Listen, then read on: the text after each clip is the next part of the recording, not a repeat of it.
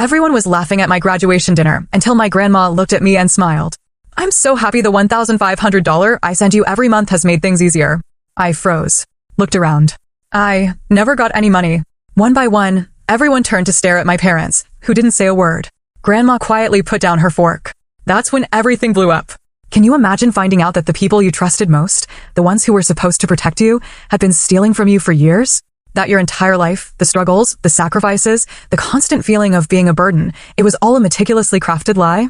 That's exactly what happened to me, and it all came crashing down at my college graduation dinner with one innocent question from my grandmother. Hope the $1,500 I've been sending you monthly helped, sweetheart? The air went out of the room. My parents' faces, suddenly pale and frozen, said it all. $72,000. Stolen. By the very people who should have been my safe haven. I'd spent years believing I was the burden, constantly apologizing for needing anything, working myself to the bone. But in that sickening moment, I realized the truth. I wasn't the burden. I was the bank. And as I met my grandmother's quiet, igniting fury, I knew one thing for sure. Some betrayals can't be forgiven. Some debts must be paid in full. The graduation revelation, I smoothed down the front of my graduation gown for what felt like the 100th time, stealing glances at my reflection.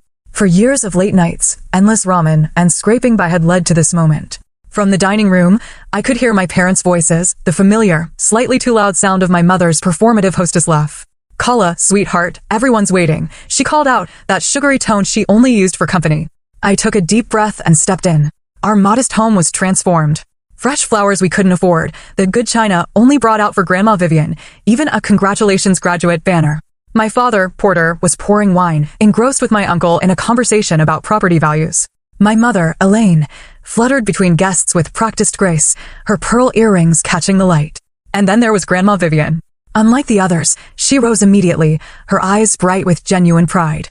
There she is, Vivian announced, crossing the room with surprising speed for a 72-year-old. My brilliant granddaughter. Her embrace was different, warmer, tighter, truly sincere. She pulled back, holding me at arm's length. You look exactly like my mother on her graduation day, she said, her voice thick with emotion. Strong, ready for anything. My mother appeared at my side, her hand on my shoulder with just enough pressure to create distance between Vivian and me. Mother, you're going to wrinkle her gown before we take pictures. Vivian's eyes flashed, but her smile held. Some things are worth wrinkling for, Elaine. The tension between them had always been there, a silent hum, though neither would ever acknowledge it. Vivian lived 3 hours away in her small Victorian home, the one she'd refused to sell even after my grandfather passed.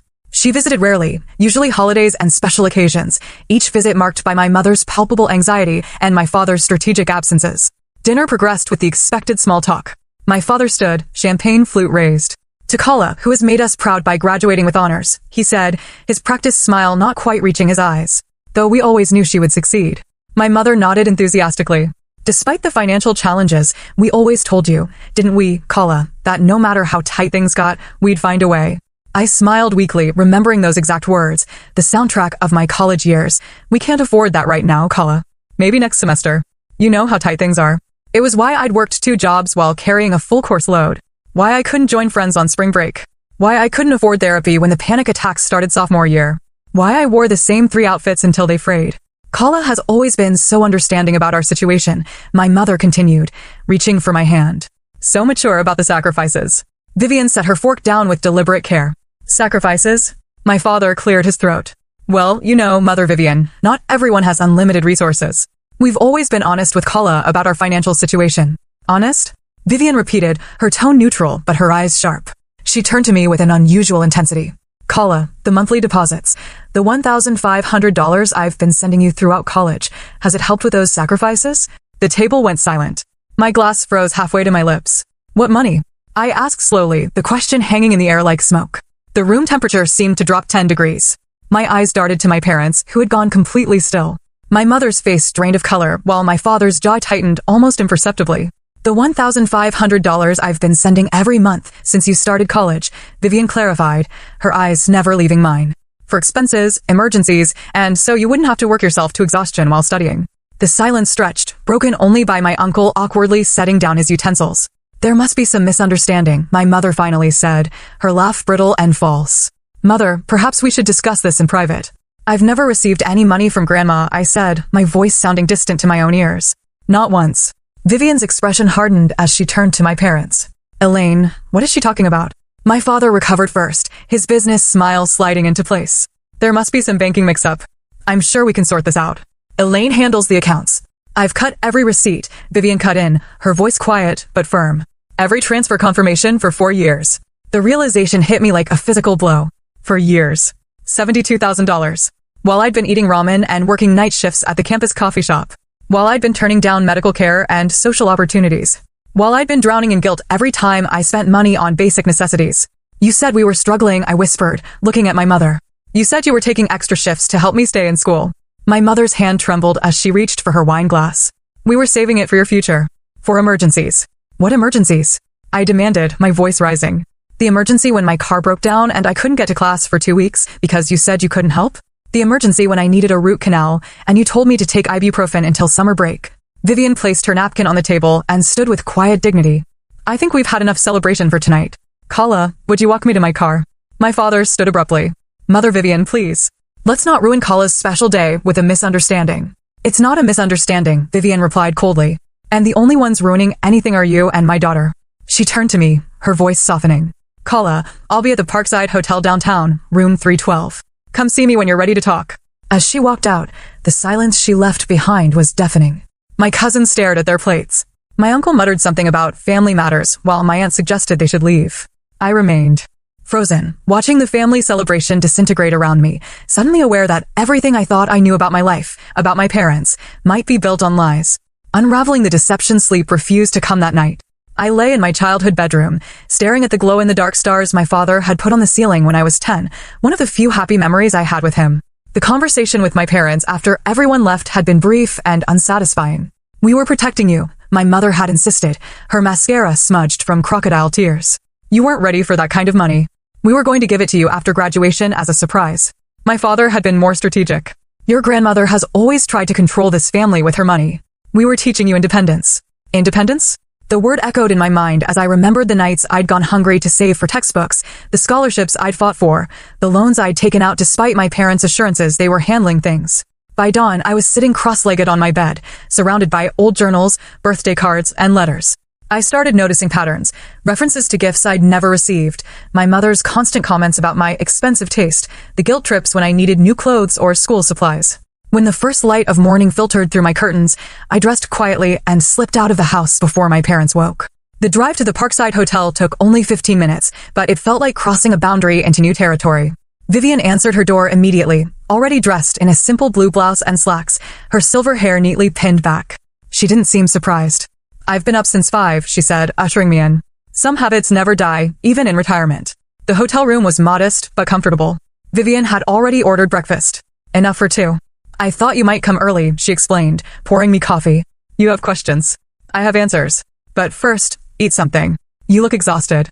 I picked out a croissant while Vivian sat across from me, her posture perfect, but her eyes gentle. I should have checked on you directly, she began, regret evident in her voice. I trusted Elaine when she said you were too busy with studies to talk much. That was my mistake. How long have you been sending money? I asked, the coffee bitter on my tongue. Vivian sighed. Since you started college. $1,500 every month. But that's not all. She reached for her purse and removed a leather portfolio. I also sent $500 monthly throughout your high school years for your college fund. My hands began to shake. I was told, that's another $24,000? Yes. Nearly $100,000 total, meant for you. Vivian opened the portfolio, revealing meticulously organized bank statements. I've always kept records. Your grandfather taught me that. I stared at the papers. Each one a confirmation of my parents' betrayal. Why didn't you ever mention it when we talked? We rarely talked, Kala. That's part of the problem, Vivian's voice sharpened. Every time I called, Elaine said you were studying or working. When I sent birthday cards or Christmas gifts with checks, she'd tell me later how you'd spent them. I believed her. She paused, her hands clasping together tightly. I should have pushed harder. I failed you. No, I said firmly. They failed me. They lied to both of us. Vivian nodded slowly. Yes. And I think we need to understand how deep this goes. After breakfast, we made a plan. I would check my bank records and gather evidence. Vivian would consult her attorney about legal options. We would meet again the next day. As I drove back to my apartment near campus, my mind raced with memories. The time my mother claimed my birthday check from Vivian had bounced, making me feel too ashamed to thank my grandmother. The college trip to Europe I'd been forced to decline because my parents said we couldn't afford the deposit, despite Vivian's money supposedly waiting in my account. The winter my heat was shut off because I couldn't pay the bill while I worked double shifts between classes. At my apartment, I pulled out my laptop and logged into my bank account, the one my mother had helped me set up when I turned 18. I scrolled through years of transactions, searching for any trace of Vivian's generosity. Nothing. With shaking hands, I called the bank. I need to know if there are any other accounts associated with my social security number, I said after verifying my identity. I see 3 accounts, the representative replied. Your checking and savings that you're currently viewing online, and a joint account with Elaine Winter. My stomach dropped. I never opened a joint account with my mother. The paperwork was completed when you were 17, according to our records. Your mother has signatory authority. I ended the call and immediately texted my cousin Marin. We'd been close as children, but had drifted apart in recent years, something I now suspected might have been deliberate on my parents' part. Need to talk. It's important. About money and our family. Her response came within minutes. Finally figure it out? Call me. Marin's voice was familiar yet distant when I called. I wondered when you'd realize what was happening, she said without preamble. Elaine and Uncle Porter did the same thing with my college fund from Grandpa before he died. They managed it until there was nothing left.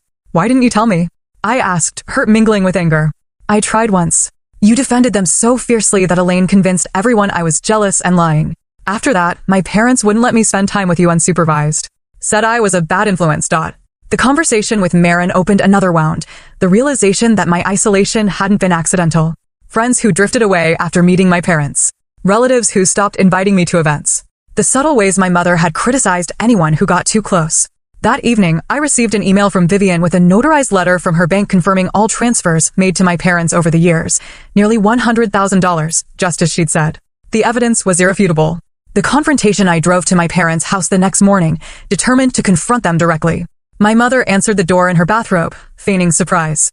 Kala, we thought you'd gone back to your apartment. Come in, I'll make coffee. My father sat at the kitchen table, newspaper in hand, as if it were any normal day. He lowered it slightly when I entered, his expression carefully neutral. I know about the joint account, I said without preamble. I know you forged my signature when I was 17. My mother's hand stilled on the coffee pot. That's a serious accusation, Kala. It's not an accusation. It's a fact. The bank confirmed it. My father folded his newspaper deliberately. We did what any responsible parents would do. You were a minor. We established an account for your future. Where's the money? I demanded. Grandma's money. My money. My mother's face transformed, her expression hardening. After everything we've done for you, this is how you repay us? With accusations? Where do you think your tuition came from? Your apartment? Your car? I paid for my apartment with my jobs, I countered. I got scholarships for tuition. And the car was from Uncle Julian. You just put it in your name because of insurance rates. You're being ungrateful, my mother said, her voice rising. We sacrificed everything for you. What did you sacrifice? I asked, my voice deadly quiet. Your trips to Mexico every winter? The kitchen renovation last year? Dad's new car? My father stood, his chair scraping against the floor. That's enough. You don't understand adult responsibilities, Kala. We had expenses. Investments. Stop lying. I shouted, surprising even myself with the force of my anger. Just stop. I have the bank records. I have Grandma's notarized statements. I know what you did. My mother's face crumpled into tears, the same performance I'd seen countless times when she wanted to end a difficult conversation. How can you do this to us after all we've done? You're breaking my heart. For the first time, I recognized the manipulation in her tears. The way she'd always twisted situations to make herself the victim. How many times had I comforted her when I was the one who had been wronged? I'm going to find out exactly what happened to that money, I said, backing toward the door. And I'm going to make sure Grandma knows everything. My father's expression darkened. Don't threaten us, Kala. We're still your parents. Not anymore, I whispered, the words burning my throat. Not after this. I left their house feeling both shattered and strangely free. In my car, I found a text from Vivian. My attorney will see us at 2 p.m. I'll pick you up at your apartment. We'll face this together. For the first time in years, I felt like I wasn't alone. Seeking justice, the attorney's office was housed in a converted Victorian downtown, its interior warm with wood paneling and leather chairs. Mr. Harlow, Vivian's attorney for over 20 years, was a slim man with silver-rimmed glasses and a deliberate way of speaking that immediately put me at ease. What we're looking at here, he said after reviewing our documents, is potentially financial fraud and grand theft. The forgery of your signature on the joint account when you were a minor is particularly troubling. Vivian sat beside me, her hand occasionally squeezing mine when my voice faltered as I explained my financial history. The psychological component is equally concerning, Mr. Harlow continued. What you're describing, the isolation from family members, the guilt manipulation, the controlled narrative about money, these are hallmarks of financial abuse. The word abuse landed like a physical blow. I never applied that term to my upbringing, despite the constant anxiety, the walking on eggshells, the crushing guilt whenever I needed something. Can we prove it? Vivian asked, her voice steady, but her fingers trembling slightly against mine. With what you've provided, we have a strong start, Mr. Harlow confirmed. Bank records don't lie. The notarized confirmation of your transfers, Miss Winter, establishes intent. Now we need to trace where the money went. As we left the attorney's office, Vivian suggested dinner at a small restaurant nearby. Over soup and sandwiches, she watched me with concern. You're very quiet, she observed. Having second thoughts? I shook my head. Just processing. Remembering things differently now. Like what? Like when I was 16 and wanted to attend a summer writing program at Northwestern. Mom said we couldn't afford it, even though I'd earned a partial scholarship. She cried about how embarrassed she was that she couldn't provide opportunities for me. I pushed my soup bowl away. I wrote a letter declining the scholarship, apologizing for wasting their time. Vivian's expression darkened. That was the summer I sent an extra $3,000 specifically for Kala's writing program. Elaine told me you'd changed your mind about attending. There were so many things like that, I whispered. School trips, doctor visits, even clothes. I wore the same jeans until they had holes because Mom would make comments about how expensive my taste was, how tight money was that month, while they renovated their bathroom and took cruises, Vivian added, her tone bitter. I blame myself, I admit it, for wanting too much, for being a burden. Vivian reached across the table, her eyes fierce. You were a child. Their child. Never a burden. The next day, I met with Miss Reynolds, my high school English teacher. She'd always taken a special interest in my writing, often giving me extra books and sometimes even lunch money, which I'd accepted with burning shame. I'm not entirely surprised, she said when I explained why I wanted to meet. I called Child Protective Services once, during your junior year. I stared at her in shock. You did what? Miss Reynolds nodded gravely. You came to school in December wearing only a light jacket. When I asked about a winter coat, you said you didn't want to stress your parents out by asking for one. You were working at that grocery store after school, but seemed afraid to spend money on yourself. She sighed. CPS visited, but your mother was very convincing. Said you were going through a dramatic phase. Nothing came of it. That evening, Vivian introduced me to Uncle Julian, my father's brother, whom I barely knew. He'd been largely absent from family gatherings for years, something my father had explained away as Julian's instability. Julian met us at Vivian's hotel, his resemblance to my father striking despite his more casual appearance and genuine smile. Porter cut me out years ago, he explained, accepting the coffee Vivian offered. After I confronted him about some financial irregularities in our mother's estate. What kind of irregularities? I asked. Julian's expression hardened. Money disappeared. Accounts were mysteriously emptied. Porter had power of attorney. And when I questioned certain transactions, I became persona non grata. He looked at me with sympathy. I'm sorry I wasn't there for you, Kala. I tried to stay in touch, but your parents returned my letters and gifts. They did what? I whispered. Classic isolation tactic, Vivian murmured. Cut off potential allies. Julian leaned forward, his expression serious. Listen to me, Kala. They'll do anything to maintain their image. When you confront them legally, and you should, they'll cry.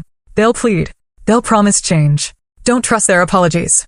That night, as if on cue, my phone lit up with messages from my mother. Sweet, conciliatory texts promising explanations, inviting me to dinner to work things out as a family. I showed the messages to Vivian, who was staying an extra week in town to support me. Don't go alone, she warned. They'll outnumber you, manipulate the conversation. If you want to hear them out, I'll go with you. My boyfriend, Ree, called while I was with Vivian. We'd been dating for 8 months. He was kind and stable, if somewhat conventional. When I explained the situation, his response left me cold.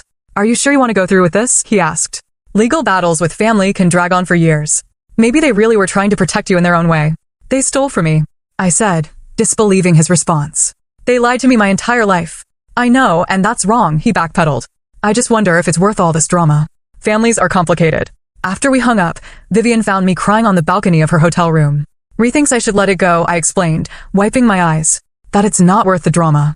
Vivian's expression was compassionate but firm. When people show you who they're willing to stand beside in a crisis, believe them. She sat next to me, wrapping a blanket around my shoulders. You're not alone in this fight, Kala. I'm here. Julian's here. Your cousin Marin, even your teacher. You have allies.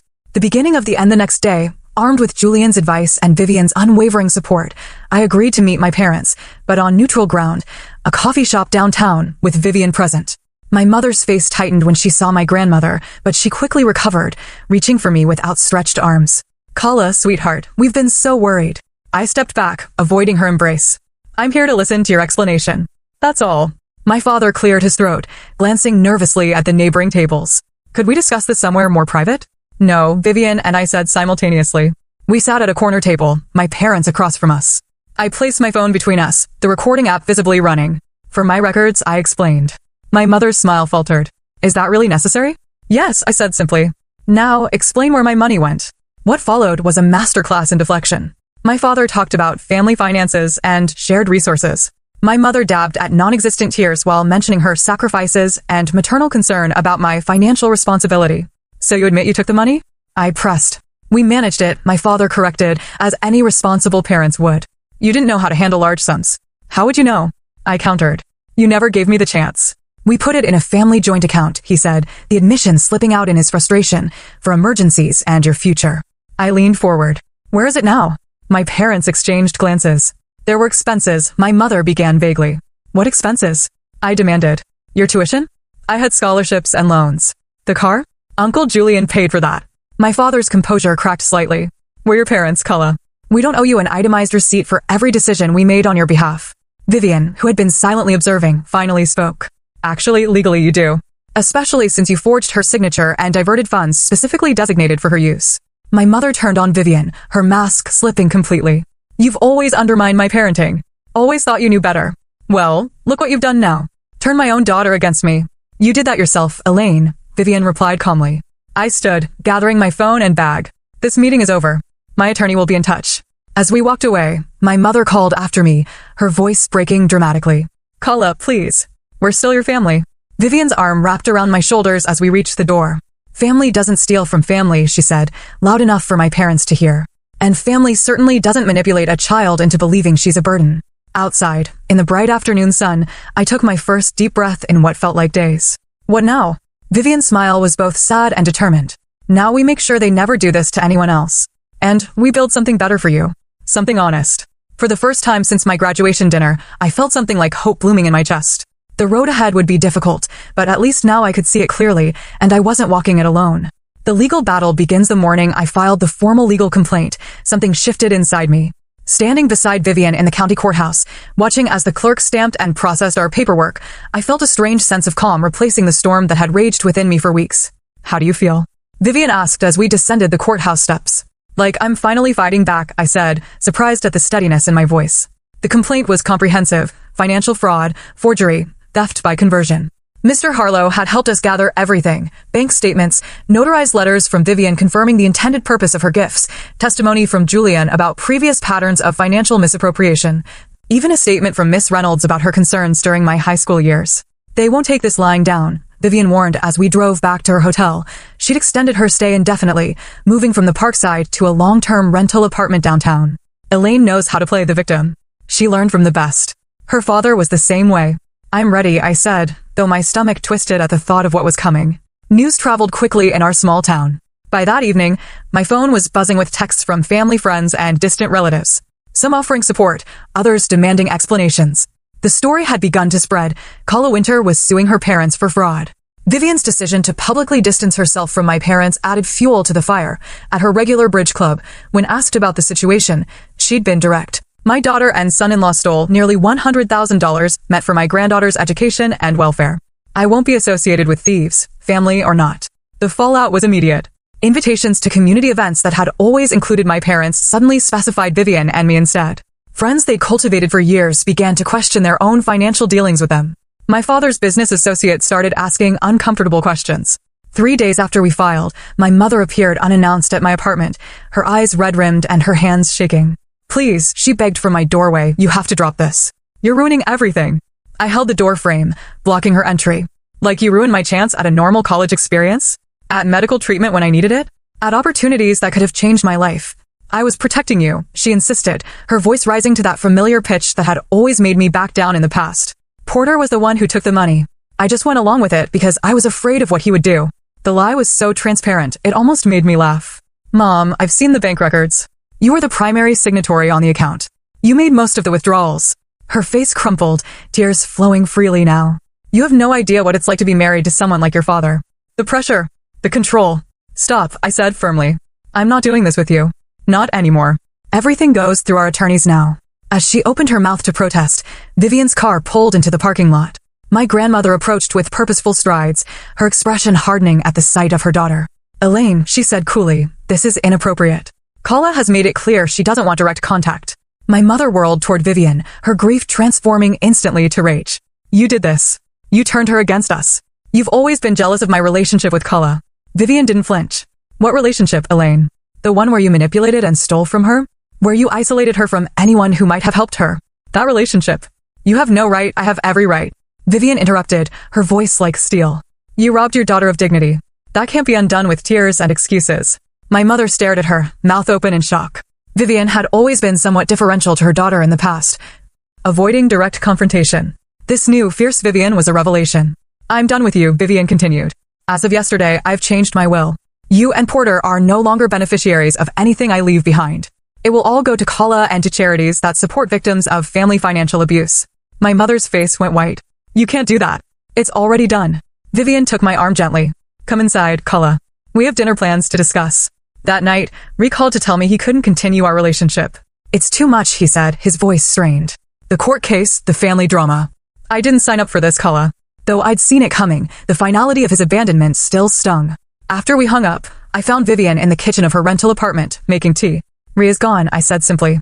She nodded, unsurprised. Some people can only walk with you when the path is smooth. Digging deeper, finding freedom the next morning, Mr. Harlow called. The judge had set a date for an emergency hearing.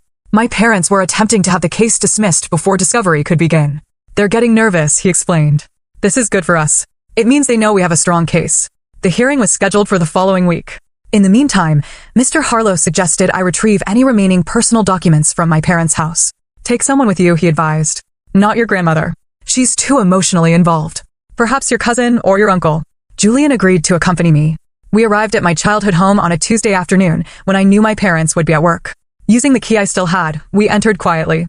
The familiar scent of my mother's potpourri bringing back memories I now viewed through a different lens. We should focus on financial records, Julian said as we stood in the entryway. Tax returns, bank statements, investment documents. I nodded, leading him to my father's home office. The filing cabinet was locked, but Julian had come prepared with a small toolkit. Your father and I grew up in the same house, he explained as he worked on the lock. He hasn't changed his hiding places since we were kids. Inside the cabinet, we found a trove of documentation, not just about my accounts, but about similar situations with other family members. A folder labeled Marin Trust contained transfer records from an account established by my grandfather for my cousin's education. Another file labeled JW Estate held papers relating to my grandmother's sister, Judith, who had died 10 years earlier. They've been doing this for years, Julian muttered, his expression darkening as he flipped through the pages. To multiple family members. We photographed everything, careful not to disturb the original arrangement. As we prepared to leave, I made a detour to my old bedroom, wanting to retrieve a few childhood keepsakes. The room had been transformed. My twin bed was gone, replaced by an exercise bike and weight bench. My bookshelves had been removed, the walls repainted. There was no trace of me left. They were planning to erase me even before all this, I realized aloud, my voice echoing in the unfamiliar space. Julian placed a hand on my shoulder. They can change the room, Kala. They can't erase who you are. Speaking my truth the day of the hearing arrived with a sense of inevitability. The courthouse was busier than I'd expected, with several familiar faces in the corridor, neighbors, former teachers, even my mother's bridge club friends. Vivian greeted them with quiet dignity while I tried to calm the butterflies in my stomach. My parents arrived with their attorney, a sharp-featured man named Bennett who specialized in defending white-collar criminals. My mother was dressed in muted colors, her makeup minimal, playing the role of the wounded parent. My father looked grim but composed in his best suit. Inside the courtroom, Judge Levinson, a stern woman in her 60s, reviewed our filings with methodical precision. After the attorneys presented their initial arguments, she looked directly at me. Miss Winter, I understand you wish to make a statement. While unusual at this stage, given the nature of this case, I'll allow it. I rose on shaking legs, feeling Vivian's encouraging presence behind me. The statement I'd prepared seemed inadequate now, faced with the reality of my parents sitting just feet away, their expressions carefully neutral. Taking a deep breath, I began to speak. Your Honor, this case isn't just about money, though nearly $100,000 is certainly significant. It's about trust and its violation. It's about parents who systematically lied to their child while stealing opportunities that were rightfully hers. My voice grew stronger as I continued. For years, I believed we were struggling financially. I worked multiple jobs while studying full-time. I went without medical care. I missed opportunities that could have shaped my future differently. All while my parents used money designated for my welfare to renovate their home, take vacations, and maintain appearances in our community. The courtroom was silent as I spoke about the forgery, the hidden account, the pattern of isolation and manipulation, finding evidence of similar behavior toward other family members. Through it all, I kept my voice steady, my eyes occasionally meeting those of my father, who couldn't maintain my gaze. I don't take this action lightly, Your Honor, but the systematic deception I experienced wasn't the result of a single bad decision or a temporary lapse in judgment. It was a years-long campaign to control me through financial manipulation while stealing what was meant to help me build my future. I swallowed hard before finishing. No child should have to sue their parents for basic honesty, but no parent should steal from their child while convincing her she's a burden. When I sat down, the silence lingered for several seconds before Judge Levinson cleared her throat. Thank you, Miss Winter. She turned to my parents' attorney. Mr. Bennett, does your side wish to respond? Bennett rose smoothly. Your Honor, we believe this is a family misunderstanding that has been tragically blown out of proportion. The Winters were simply managing their daughter's finances with her best interests at heart. We'd like to propose a settlement conference rather than proceeding with what could be a lengthy and painful public process. Judge Levinson's gaze was piercing. A settlement offer at this stage suggests your clients recognize the merit of the claims against them, Mr. Bennett. Not at all, Your Honor. It simply reflects their desire to heal their family without unnecessary litigation. The judge studied my parents for a long moment before turning back to me. Miss Winter, are you interested in settlement discussions? Before I could answer, Mr. Harlow stood. Your Honor, my client has attempted informal resolution multiple times. The respondents have not acknowledged wrongdoing nor provided a full accounting of the misappropriated funds. We believe formal discovery is necessary before any meaningful settlement could be reached. Judge Levinson nodded. I agree. Motion to dismiss denied. Discovery will proceed, and I'm ordering a forensic accounting of all relevant accounts. She fixed my parents with a stern look. The evidence presented today suggests a troubling pattern of behavior that merits thorough investigation. We will reconvene in 60 days. Outside the courthouse, reporters from the local paper had gathered. Vivian stepped forward, shielding me from their questions as we made our way to the car. You did beautifully, she said once we were driving away. Your words were powerful because they were true. For the first time since graduation night, I felt a weight lifting from my shoulders. The road ahead would be difficult, but I had finally found my voice. Building a new life, the small one-bedroom apartment I rented with the initial restitution funds wasn't much, a converted space above a bookstore downtown, but it was mine. Every decision, from the second-hand furniture to the color of the shower curtain, was made without questioning whether I deserved it, without guilt about the cost, without anyone else's approval. Vivian visited often, bringing plants for my windowsills and books for my shelves. We were building a relationship that should have existed years ago, unfiltered by my parents' interference. I found these while cleaning out some storage boxes, she said one afternoon, placing a stack of photo albums on my coffee table. Pictures of you as a baby, before things got complicated with your parents. We sat together on my worn sofa, turning pages filled with images I'd never seen. Vivian holding me in the hospital, my first birthday celebration at her house, a Christmas where she dressed as Santa. They kept these for me, I said, tracing a photo of Vivian pushing me on a swing. I never knew we had these moments. They started limiting my access to you when you were about 3, Vivian explained, her voice tinged with old pain. Elaine would make excuses. You were sick, you had plans, you were too tired for visitors. Eventually, the visits became so restricted that I only saw you at major holidays or events they controlled. I leaned against her shoulder, trying to reconcile these images with my limited memories. I always thought you were distant by choice, that you didn't want to be involved in my life. Never, she said firmly. You were always precious to me. I just didn't fight hard enough to stay connected to you. That's my greatest regret.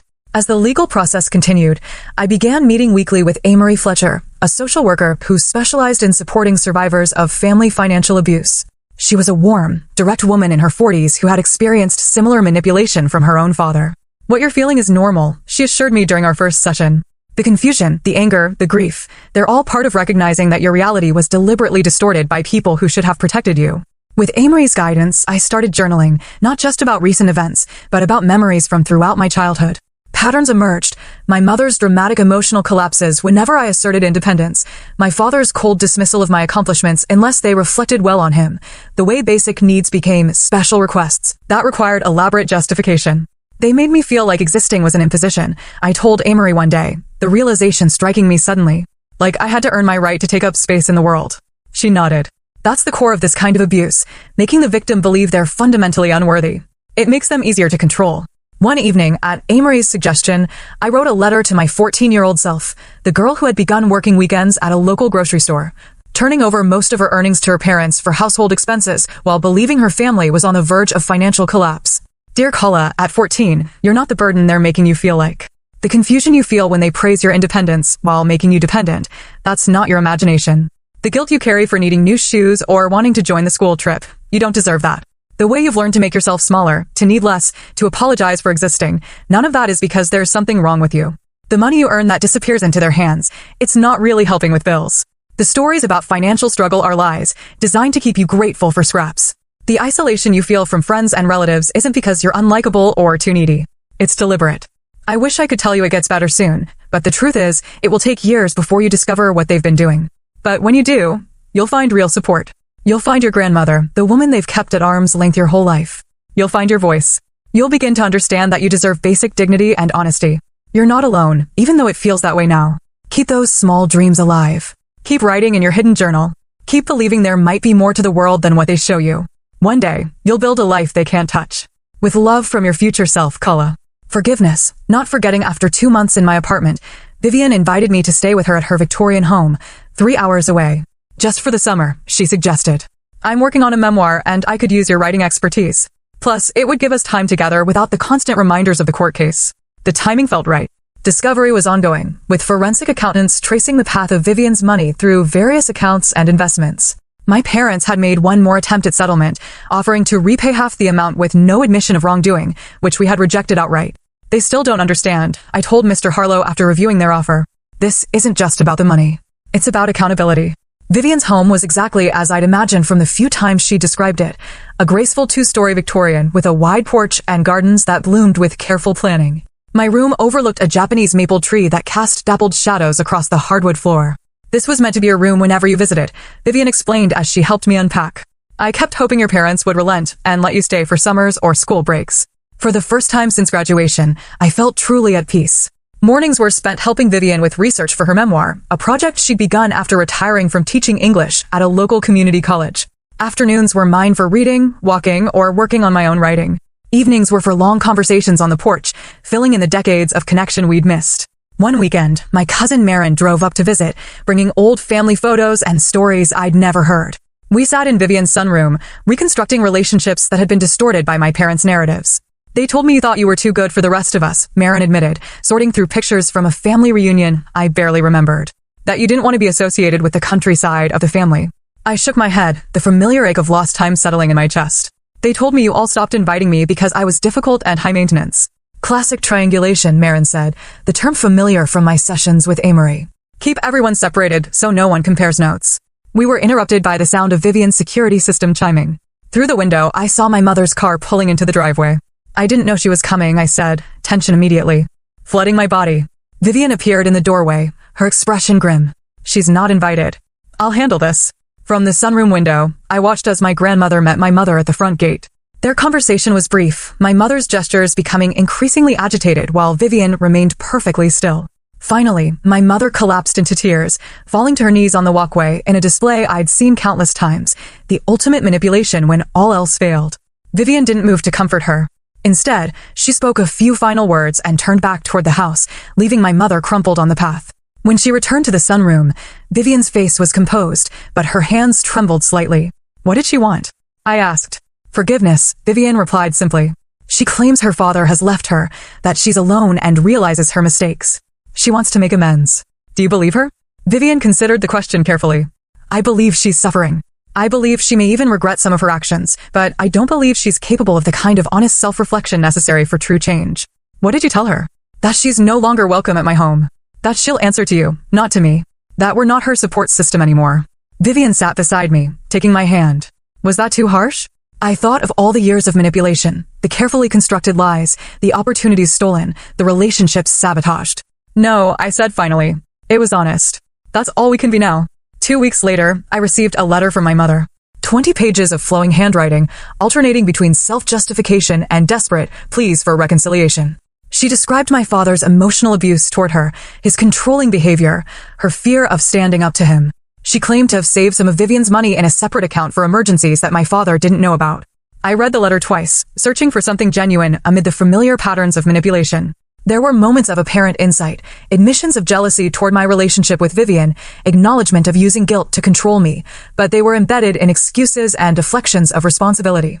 I won't ask for forgiveness, she wrote toward the end. I don't deserve it, and requesting it would be another form of emotional manipulation. I only want you to know that I see clearly now what I've done, and I'm working with a therapist who specializes in narcissistic behavior patterns. Whether you ever want contact with me again is entirely your choice, and I will respect whatever boundaries you set. That evening, I built a small fire in Vivian's backyard fire pit. Marin and Vivian joined me as I placed the letter on the flames, watching as the pages curled and blackened. I'm not angry anymore, I said as the last page disappeared into ash. I'm just done. The next morning, Marin showed me a news article on her phone. My father had been arrested for corporate fraud. Apparently, his creative accounting practices extended beyond family funds. The company where he'd worked as financial controller was pressing charges for embezzlement dating back 5 years. I felt nothing but a dull recognition. Of course, he had been stealing elsewhere. The pattern was too ingrained to be limited to family. Are you okay? Vivian asked when I showed her the article. Yes, I said, realizing it was true. Their choices don't define me anymore. From silence to advocacy as summer turned to fall, the court case reached its conclusion. With the evidence of the forensic accounting and my father's separate legal troubles, my parents agreed to a full settlement, repayment of all stolen funds, plus damages for emotional distress. The money felt almost incidental now. The real victory was in the truth being acknowledged, in the reconstruction of my understanding of my own life. With part of the settlement, I made a decision that surprised even me. I established a scholarship fund at my alma mater for students who had experienced financial hardship or family estrangement. We named it the Vivian Trust for New Beginnings. Why use my name? Vivian asked when I showed her the paperwork. Because you showed me what real support looks like, I explained. Not control disguised as help, but genuine belief in someone's right to build their own future. The article appeared in the Sunday edition of the local paper, 6 months after the settlement was finalized. Graduate uncovers family fraud that went unnoticed for years. The reporter, Andrea Keene, had approached me through Mr. Harlow, asking to share my story as part of a series on financial abuse within families. People don't talk about this, Andrea explained during our interview. They feel too ashamed, too confused about their own experiences.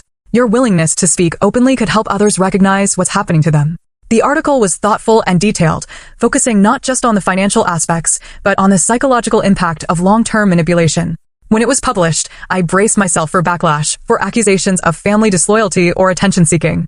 Instead, my inbox filled with messages from strangers sharing similar experiences, adult children whose inheritances had been diverted by siblings, grandparents who had been blocked from helping grandchildren, college students whose parents had leveraged financial support to control their choices.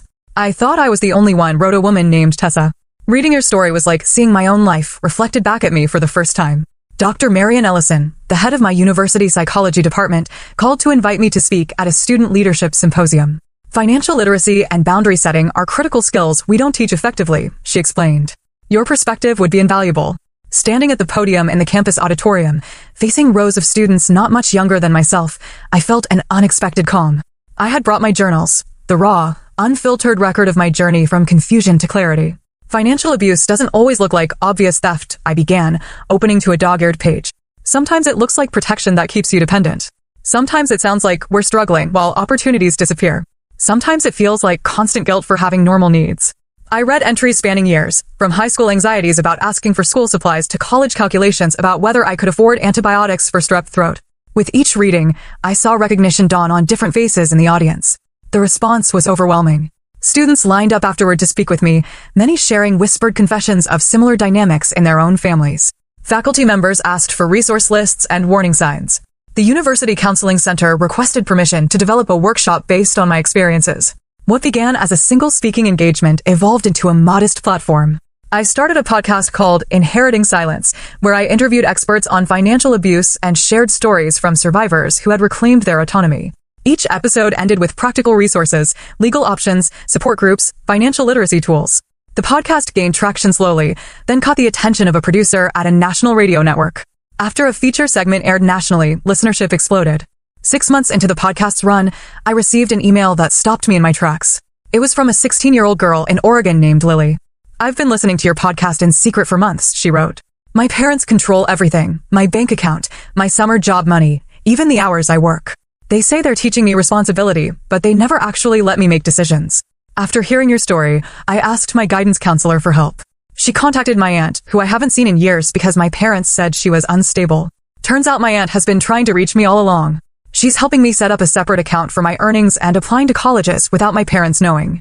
For the first time, I feel like I might have a future they can't control. I don't know if I'll ever be brave enough to confront them like you did, but knowing I'm not crazy or ungrateful for questioning them has changed everything. Thank you for speaking when it would have been easier to stay silent. I showed the email to Vivian, who had become my most steadfast supporter and frequent podcast guest.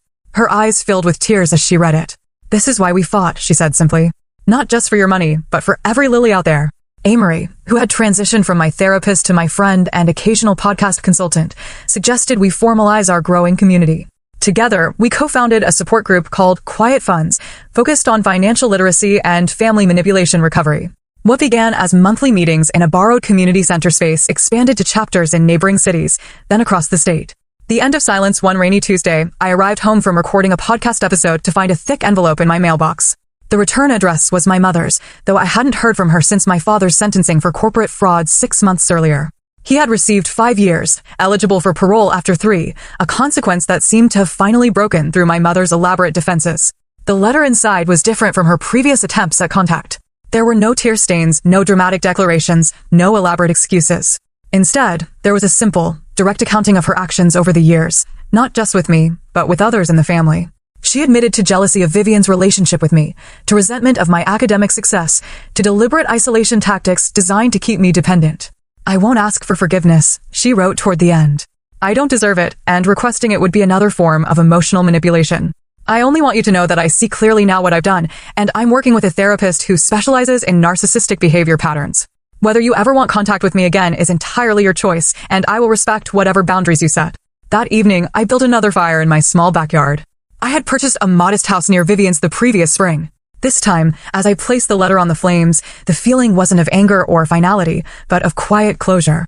That chapter of my life was truly finished. Vivian joined me on the porch afterward, wrapping a quilt around both our shoulders as we watched the embers die down. Are you sad? She asked, studying my expression. I considered the question carefully. Not sad exactly. Just aware of what could have been in another reality, where they made different choices. You've built something remarkable from the ashes, Vivian said, gesturing toward my home, my life. The community we created. Something honest. The following week, I received an invitation to speak at a national conference on family financial ethics. The keynote address would be delivered to financial advisors, estate planners, and family counselors, professionals who could help identify and prevent situations like mine. As I prepared my speech, I reflected on the journey from that graduation dinner to the present moment. The money had been recovered. The legal battle won. But the real victory was in the reclaiming of my narrative and in helping others reclaim theirs. Vivian insisted on being in the front row for my address, her silver hair elegantly styled, her eyes bright with unshed tears as I took the podium. At 83, she had become not just my grandmother, but my closest friend, co-conspirator, and most trusted advisor. Financial abuse within families persists because we don't name it, I began, surveying the room of professionals. We excuse it as protection, dismiss it as misunderstanding, or hide it out of shame. But naming it is the first step toward healing, both for individuals and for our communities.